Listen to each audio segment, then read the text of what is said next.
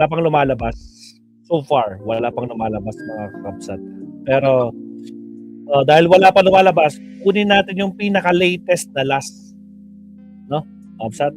So, nako, medyo makakon sa akin to. Medyo mabigat sa akin to, syempre. Kakabsat po. Nako po. Alam niyo na kung babsat. Mayor Magalong, ito ba ang dahilan? Kaya hindi mo pinupuna ang mga Duterte? Bakit naman kaya? Pakinggan natin si Atty. Claire. Agree natin yung Toyo, meet Ajinomoto. Discover the ultimate umami mix para may wow. Di pasok. Bilisan natin to guys ha. Fast forward. So today is January 2, 2026. At pang-apat na po natin itong live stream. Wow. Hinabol ko lang to. Fast forward. From, ano ba to? Si Sherlock ay taga... Wala Ito na. ba si Ma'am Trexie? Addictus. Okay. Forward. Ito kasi. Okay, game. Sign ko muna sa inyo ha. Go, go, go! Ito. Yeah. Although this is October 15, 2025. Rock and Rocket. Is Magalong protecting Paulo Duterte? Eric Yap? Remember mga ka-clear, as early as 2019, ngayon lang daw, di umano, nagsampa ng kaso. Di ko alam kung siya nagsampa ng kaso o sumausaw lang siya. Hindi ko alam. Sabi lang niya, nagsampa na sila ng kaso. Hindi ko alam kung sino yung sila. Baka, di natin na lang, ha? Hindi ko alam. Hindi niya napakita. ICI ba? Siya mismo ba? Copying the actions made by Senator Trillanes? The same way of filing a case? O pinasa niya sa ICI? O ipinasa niya sa ombudsman? Hindi ko alam. Basta sinabi niya, nagsampa na siya. Ngayon lang. Pero, as early as 2019, ito ay kanya na daw iniimbestigahan. 2019 pa, mga ka-clear. 2019. At the time, 2019, mayor na siya. Pero bago siya nag-mayor, naging membro siya ng board ng PNOC. Appointed siya ni dating Pangulong Duterte. Wait, nakita ko ulit sa inyo, ha? Wait lang po. Alam ko ano to eh. 20, basta pag ano niya, pagka-retire niya ata niya. Kasi, PNOC. Wait lang mga. Ayan ha. President Rodrigo Duterte appointed Benjamin Magalong as a member of the PNOC, Philippine National Oil Company. Ano kaya alam niya dito, no? Ano kaya? Hindi ko alam kung anong expertise niya sa oil. On January 5, 2018, to serve the unexpired term of another director. His term was set to expire on June 30, 2018. Kasi, alam ko magtatakbo siyang mayor eh. Diba? So, bago ito, mga ka-clear, ulitin natin sa mga bago, siya ay in-appoint ni dating Pangulong Duterte bilang Oversight Committee Head ng Tokhang. Shout out, Furious Protector. Viola, Sierra Force, so, shout at out. that time na magre-retire siya sa PNP, 2018, 2016, hanggang 2016 yata siya eh. 2018 PNOC siya. In between, hindi ko alam. Hindi ko alam nakita so, anong in between. Basta in-appoint siya ni dating Pangulong Duterte sa PNOC. Kaya ganun sila. Ganun sila. Kaya hinahangaan niya yung leadership ni dating Pangulong Duterte no matter what. Kahit meron siyang question about EJK, hindi siya kumalas. Hindi siya kumalas. Ipinagtanggol pa niya ang EJK. No, not EJK. Ipinagtanggol niya si dating Pangulong Duterte, ipinagtanggol niya si Senator Bato de la Rosa sa aksyon nila sa EJK. Diba? Okay, mga clear. Ito kasi, yan o. Diba?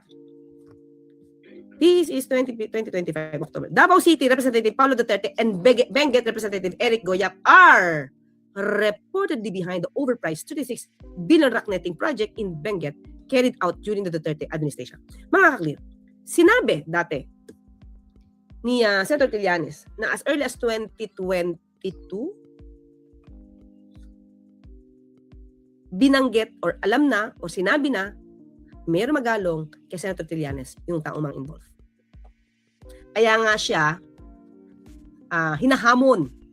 Dahil ba't daw hindi niya mapangalanan? When in fact, alam niya naman kung sino daw yung involved. 2019, imagine mo mga 2019, investigador ka, magaling kang investigador. Hindi mo na pangalanan. Ito na lang, nung umingay na yung pangalang Eric Yap at nagkaroon na ng AMLAC issue. Di ba? Ito basahin ko lang. In October 15, ha? Kaya lakihan ko. Yan. Montalban said, anyway, na-discuss na natin to. Magalong had privately told former Senator Antonio Trillanes IV back in 2022, ito pala, about the alleged involvement of Duterte and Yap in the overpriced project. Pero mga ka-clear, hindi niya sinama ang Duterte sa kaso ni Eric Yap. Never niya rin nabanggit si Pulong Duterte sa rocknetting issue. Diba? Wala Ito naman according to Senator Trillanes, ha? Okay? According to Montalban, Magalong silence since then makes him complicit. Tolerate mo. Kasabwat. Dahil sa iyong hindi pagkibo, lumalabas na ikaw'y kasabwat na. Naging kasabwat ka. Magalong, sabi dito, has to pay a certain price because it has taken him 3 years of concealing those names. It will expose him as a Duterte protector. Once we know who these anomaly managers were, it will definitely define Magalong as no doubt a Duterte protector. Magalong is actually doomed. Okay? So, hanggang ngayon, hindi niya pa nababanggit ang Duterte. Nung marami na nababanggit about Eric Yap, pinapush na ng Pangulo, imbestigahan yan, at nandiyan na yung AMLAC, na-freeze na yung assets, saka siya nagsalita. Di ba, may pinakita ko sa inyong video, na never niya even after siya nag-resign sa ICI, hindi pa niya mapangalanan kung sino yung involved. Kasi, hindi pa daw siya tapos mag-imbestiga. Di ba? Parang, wow, ang dating. Bakit sa galing-galing niyang mag-imbestiga? Ang tagal niyang pangalanan. Ha? Bakit? Eric Yap daw kasi ay BFF ni Pulong Duterte. No way out na siguro siya, kaya he has to mention it. Kasi na-mention na ng iba. Na-mention na. Na-freeze na yung asset ng AMLAC. Pina-freeze na ng AMLAC. Okay? Pero, ang bilis niyang manghusga sa Ilocos Norte, District 1. Wala namang problema, mga ka-clear. Walang problema doon. Dahil ang sabi naman ng Pangulo, walang sinisinong kahit na mag-anak. Problema lang dito, totoo bang naimbestigahan mo? Ha? O nagne-name drop lang para masira ang Marcos? Ha? Kamukha nung ginawa, parang may pattern parang ginawa kay dating Pangulong Noynoy. Diba? Ito, diba? Sino ba ang gumawa nung report nun sa mamasapan nun? Diba si Atty. Karen Jimeno? Siya daw nagsulat. Si Atty. Karen Jimeno.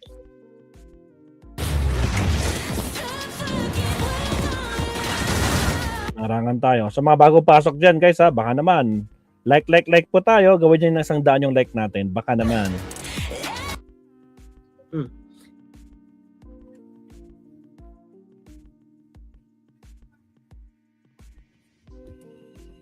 Diba? Spokesperson ba dati si Karen Jimeno? Ni Corona? Ni Justice Corona? Kasi impeachment trial? Ito mga kakli, pa-analyze ko na sa inyo. Alam ko na take up na natin to. Pero pa-analyze ko na sa inyo. Sa EJK, ulitin ko lang. Sinabi ni Mayor Magalong, walang kasalanan ang dating Pangulong Duterte. Because he is just a strategic guidance. He's the what, not the how. So lahat biniblame niya doon sa nag-implement, not Duterte. Diba? Pero, pagdating sa mamasapan, yun ang yan sa mamasapan, kasalanan ni Pinoy. Bakit magkaiba? Yun lang. Akala ko ba strategic lang yung presidente? The what? Sir Leonardo, shout out. Pinangangalandakan mo, mali ang ginawa niya. Siya may kasalanan. Di ba the what din lang yun? Iba naman yung the how. At magkaiba yung pag-analyze niya. Diba? And every now and then, binibring up niya to. Pangulo na si dating Pangulong Duterte, sinisira pa niya rin. Di ba sisira? Binibring up niya pa din ang di umanong kasalanan ni Pinoy as the president at the time na nangyari yung sa mamasapan. O, diba? Magkaiba ang kanyang pananaw patungkol sa EJK pati sa mamasapan ng incident. Magkaiba. Diba? kitang-kita mo, protektado ang Duterte. Diba? Pagpatay ng tao, accepted niya. Diba? Tolerated. Wala siya nireklamo. Hindi siya nagpala anumang case. Tuloy lang. Wala tayong nadinig from 2016 hanggang ngayon. Na mali ang ginawa ni dating Pangulong Duterte. Wala. Diba? Ito pala, ito yung tingin ko. Kayo na po ang maghusga. Kasi ngayon, feeling ko lang, sa aking paningin, nung gustong-gusto niya na mapasama, kaya siya nagpa-interview. Gusto niya magkaroon ng independent commission para mag-investigate, right? Sinabi niya, nag-volunteer siya. Without minding na he's the mayor. Inamin naman niya nag-volunteer siya. Diba? Bakit kaya? Inisip ko tuloy. Bakit kaya? Para maiwasan yung 51B sa Davao. Ganun ba, attorney? Diba? Para ma-protectionan yung... Tingin ko lang mga klira, hindi ko binibitang, tinatanong ko. Yung ghost projects as early as 2020, nag-initiate ba siyang alamin to? 2020 pa yon. Yung 51B na flood control project sa Davao City, nag-initiate ba siya? Tanong lang. That's 2020 pa. Panahon ni dating Pulong, 2019 to 2022 yung 51B. Pero ngayon, nung nawala siya sa ICI, puro negative siya. The way I see it, negative siya sa Pangulo. Wala nang kwenta yung ICI, mabagal, walang power, walang budget.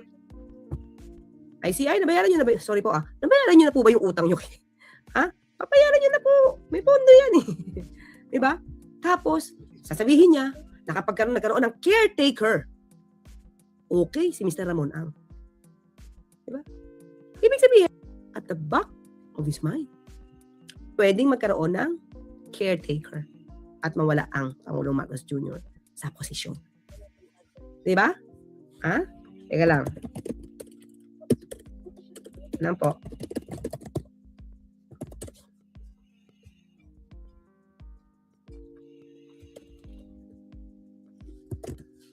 Okay? Teka lang po. Tapos ano pa? Marami siyang negatibo. Ito, sinabi niya, mga ka-clear, ito. Diba? Sabi ko sa inyo, sa tinagal-tagal niya na mag-iimbestiga ng rock netting, di ba wala siya na pangalanan? Until ngayon lang, ito lang. Nung wala na, no way out, lumalabas si Eric Yap. Pero never niya pangalanan si Pulong, Pero dito sa Ilocos Norte, tanong natin sa kanya, ilang beses yung pinuntahan? When you have the perfect response in your naman head, tayo, your fingers just can't keep up. We've all been there. Typing, deleting. Kasi,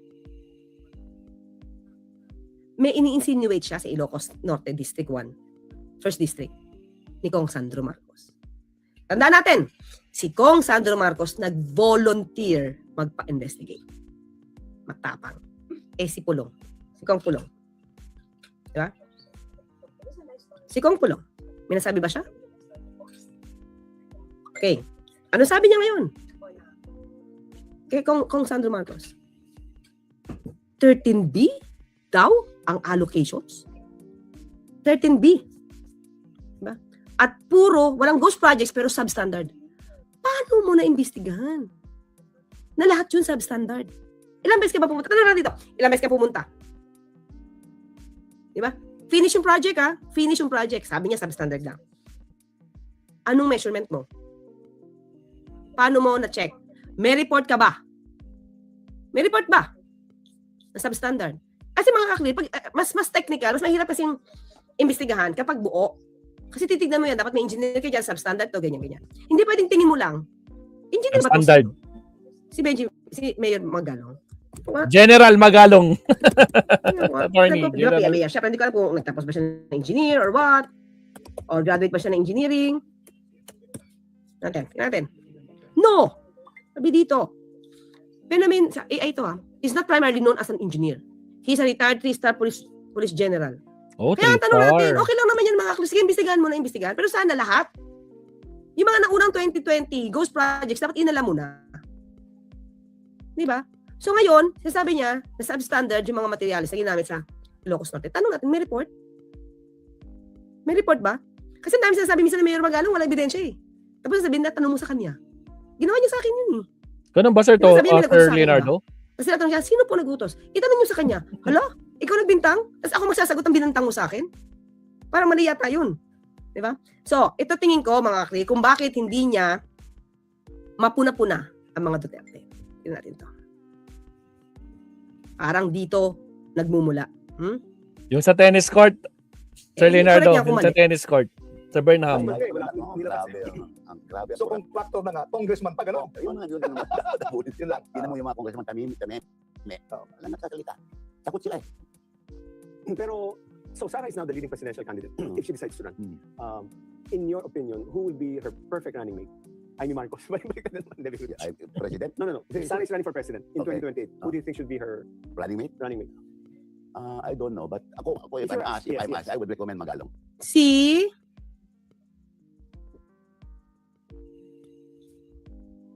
yun. Sara Magalong? Diba? Sara Magalong. Benji Kasi Magalong. regional okay. Mindanao, Luzon. Question lang, magkaibigan na ba si VP Sara at si Senator Bongo? Diba?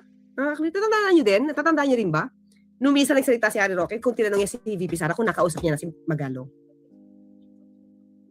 So, ito ba yung dahilan kung ba't hindi niya puna-puna? Pati yung confidential funds, pati yung mga, pati yung yung fake na AFP certificate. Actually, hindi fake yun. Ginamit lang na pang cover up sa 15 million. Wala akong nadinig na say doon ni Mayor Magalong. Good governance to Wala akong nadinig. So ito ba yung dahilan? Ito ba yung dahilan? Kung bakit? Hindi niya mabanggit-banggit ang mga Duterte na may mali. Malakas siya magsita noon panahon ni Pinoy. Nawala yun actually. Yung ganun tapang before, wala Sa ngayon, takot siya magpangalan. Kahit yung 777, 30, wala siya na pangalanan doon. Tama. Puro bintang. Agree, attorney. Puro kwento. 777 Diba? sabi ni Mayor. At itong nakneting na to, hindi pa nag-ingay pati yung AMLAC. Pero yun, sabi nga ni Montalvan, ba't hindi mo pangalanan? Si Pulong Duterte. Ito yung nakita natin, di ba? Mukhang inaano sila. President, No. Sara is running for president in Okay. 2028. Who do you think should be her running mate. running mate? I don't know, but ako if If you're I'm asked, asked, yes, I would recommend Magalong.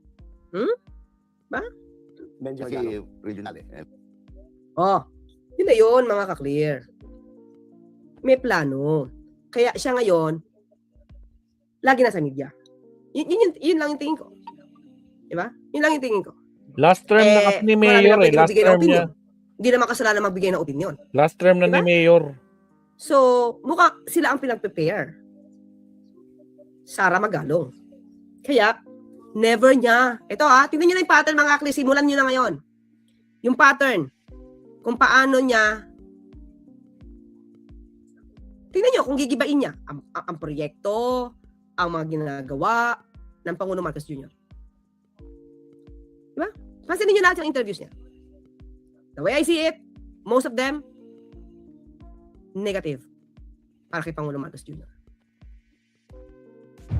En 30 días puedes ganar 3.000 euros sin invertir. Again, sa mga bagong pasok, huwag kalimutan mag-like and subscribe.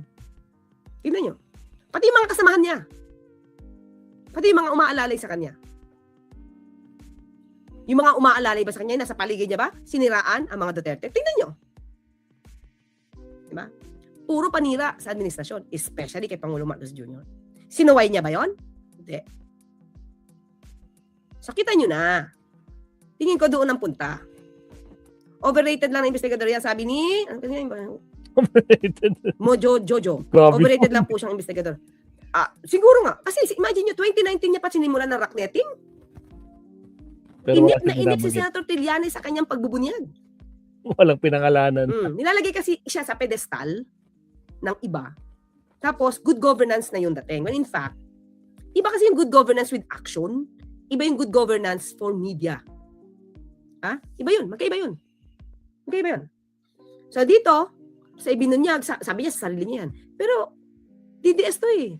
Die hard to. So, don't tell us na hindi niya napag-uusap. Agoy! Now you know, mga ka-clear. Paktay tayo dyan. Never siya naging nega sa mga Duterte. So, ito siguro yung plano. Oh. Diba?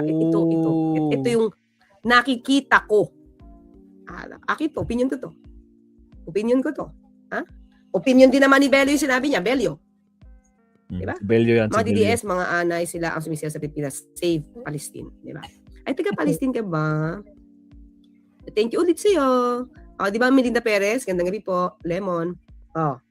Ma'am, nag-aalala po ako sa inyo. Ilang taon na po akong listener ng UB. Hindi kapanon. Sige, palagay mo po ingatan sa mo. Britain Joe Wu. Sobrang hanga ako sa tapang mo. Yusek, ewan ko, naiyak po ako. Salamat po sa sa care. Salamat po sa pag-aalala. Maraming salamat po. Let's just pray. Diba? De Rosario, Fernando Diaz. Ni magalong yung mga pag-imbisiga sa pangalan ng ICI para protektahan niya si Duterte at sirain si BBM. Can be. Diba? Ganun din ginawa niya parang ganun din yung nangyari kay Noynoy. Diba? Pasok. Dito parang pasok. Ano? Question mark to mga kaklira. Hindi to conclusion. Pumasok siya to protect someone. Diba? But in fact, kasi pinag-uusapan ng dating ghost projects ng 2020 eh. Pero never niya sinimulan yun.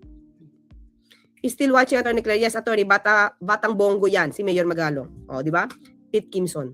Dikit yan, dikit sila. Pwedeng bongo Magalong. Kaya nga, ito ang nakikita ko. Ilang taon na? 2026 na. Diba? Konti panahon na lang. Kabado na sila, sa akin, Tony. sana hindi mangyari. Unti-unti niyang inenega ang administrasyong Marcos. The way he did with Pinoy's administration. Para may umangat. Diba? The way Magalong speaks to the media in his interview is so irritating. Betty Meredith. Kasi nararamdaman natin siya. Kasi puro lang siya bibig. Diba? Puro bibig. Ganito yan. Si ganito yan. Ganito yun. Si ganyan yan. Korap yan. Korap itong ginagawa. Korupsyon ito. Tapos wala mapangalanan. Iba yun. Yun Hindi lang. consistent ang investigador. Mojo Jojo. Montrealer. He will never ever to investigate the 30 family. Takot yan. Baka isa siya sa Machugi. Opinion lang po. Grabe ko naman, Montelier. Hindi siya good governance. Bias. Okay. Siguro dapat sa susunod kong title, Bias, Good Governance. Ay ko po. Question mark. Alam ko na meron dito Alma. Pero, sige, sabihin nyo, Alma bakit talaga hindi sila, na-imbestigan yung 2020 ghost projects? Bakit sinisimulan yung 777, 30-30-30? Tapos wala mapangalanan. Hanggang ngayon, wala na clear. Hanggang ngayon, wala pa nabanggit sa 30-30-30 at 777. Natapos ang kwento. Walang nangyari. Introducing a revolutionary invention. These glasses automatically... Grabe, no? Good governance? Question mark. Yun lang mga clear, yun lang. Okay, mabutin tayo ng 30 minutes. Akala ko maiksi lang ito. So yun lang mga clear. Salamat, attorney. Thank you very much. Happy New Year. Ay, grabe, Mabsat. Ano sa tingin nyo? Mabsat. Ako po, Sir Leonardo. Agoy. Alam naman ni BBM na DDS yang si Magalong. Kaso hindi talaga maka-BBM yan. Palagay ko, testing lang niya si Magalong. Baka naman walang report ang ICI tungkol sa tennis court niyan nila Magalong. Actually, mayroong nababalita dito sa Leonardo, yung medyo may konting backchab ang mga diskaya kasi parang hindi pulido eh. Parang may konting sablay. Pero I'm not sure. Pero so far, may lumabas sa news na parang nagtutuklap-tuklap. Hindi pa nagagamit, may tumutuklap-tuklap na. Parang substandard ng konti. Pero So far, all good naman. Yun lang. Pero may konting sablay lang. So far. So, ayun lang naman. Pero, ayun ko, sinasabi nga ni Mayor Magalong na, sige, imbestigahan nyo tong tennis court. Kung may makita kayong anomalya dito, gumagano naman siya nun. So, ayan. Guys, may isisingit na ako. Pinaka-last, promise. Kwan lang to. Mga 2 minutes. Isisingit ko lang. Alright? Maraming salamat mga chat. Again, pinaka-last na to, promise. Pinaka-last. Isisingit ko lang to. Kasi siya na yung magiging kwan ko. Last, pinaka-last. Punta tayo kay Senator Risa Ontiveros, mga chat. Countdown muna tayo. Here we go.